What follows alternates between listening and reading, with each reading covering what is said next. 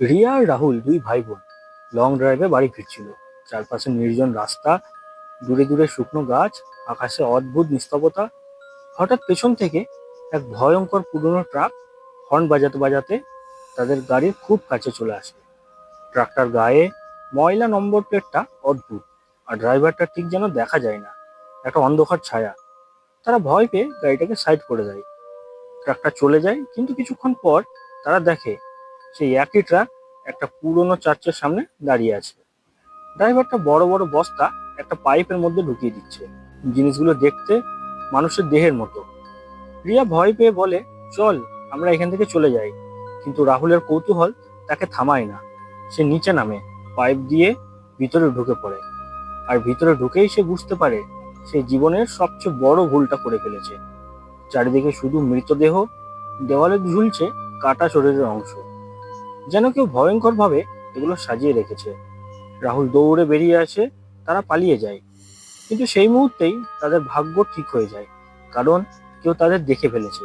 কিছুক্ষণ পর সেই ট্রাক আবার তাদের পিছনে। এবার আর ভয় দেখানো নয়, স্বীকার করার জন্য। তারা পুলিশের কাছে যায়, কিন্তু কেউ তাদের বিশ্বাস করে না। রাত গভীর হয়, আর অন্ধকার যেন আরো ভারী হয়ে যায়। হঠাৎ তারা বুঝতে পারে সেই ড্রাইভার মানুষ না, সে হলো ক্রিপার, এক অমর দানব, যে প্রতি 23 বছরে 23 দিনের জন্য জেগে ওঠে। মানুষের শরীরের প্রয়োজনীয় অংশ খেয়ে নিয়ে নিজের শরীরকে বাঁচিয়ে রাখে। সে গন্ধ থেকে বুঝতে পারে কে তার শিকার হবে। আর এবার সে বেছে নিয়েছে রাহুলকে।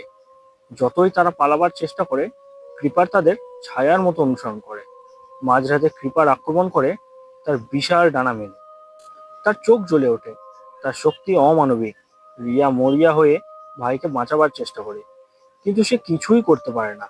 শেষ মুহূর্তে কৃপার রাহুলকে তুলে নিয়ে অন্ধকারে উড়ে যায়। রিয়ার চিৎকার রাতের মধ্যে হারিয়ে যায়। কয়েকদিন পর পুলিশ কৃপারের আস্তানা খুঁজে পায়। সেখানে তারা রাহুলের দেহ খুঁজে পায়। তার চোখ নেই। কৃপার তার দরকারি অংশ নিয়ে নিয়েছে। সময় কেটে যায়, কিন্তু রিয়ার ভয় কাটে না। সে জানতে পারে কৃপার আবার 23 বছর পর ফিরে আসবে। মানে এই দুঃস্বপ্নের কোনো শেষ নেই। রিয়া বেঁচে থাকে, কিন্তু তার ভিতরে একটা ভয় চিরদিনের মধ্যে বাসা বাঁধে। মাঝে মাঝে সেই চার্চের সামনে দাঁড়িয়ে থাকে, যেন কোনো উত্তর খুঁজছে। কিন্তু সেখানে শুধু নীরবতা, আর বাতাসে ভেসে আসে এক অদ্ভুত শব্দ, যেন কেউ আবার ফিরে আসার অপেক্ষায় আছে। তো বন্ধুরা, এই ছিল রিয়া আর রাহুলের ভয়ঙ্কর গল্প। একটা ছোট্ট কৌতূহল কিভাবে জীবনের সবচেয়ে বড় ভুল হয়ে উঠতে পারে, সেই শিক্ষাই দেয় এই গল্পে। কৃপার এখনো কোথাও লুকিয়ে আছে, হয়তো আবার 23 বছর পর সে ফিরে আসবে নতুন শিকারের খোঁজে। যদি আপনি এমন কোনো নির্জন রাস্তায় যান আর হঠাৎ কোনো অদ্ভুত ট্রাক দেখতে পান, তাহলে ভুলেও থামবেন না, কারণ সব গল্পের শেষ ভালো না, আর কিছু কিছু গল্প কখনোই শেষ হয় না।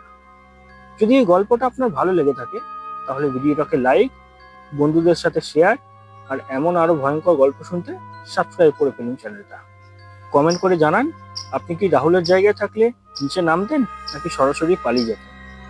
আবার ফিরে আসবো নতুন গল্প নিয়ে। ততক্ষণ পর্যন্ত সাবধানে থাকবেন আর অন্ধকার রাস্তা এড়িয়ে চলবেন। নমস্কার।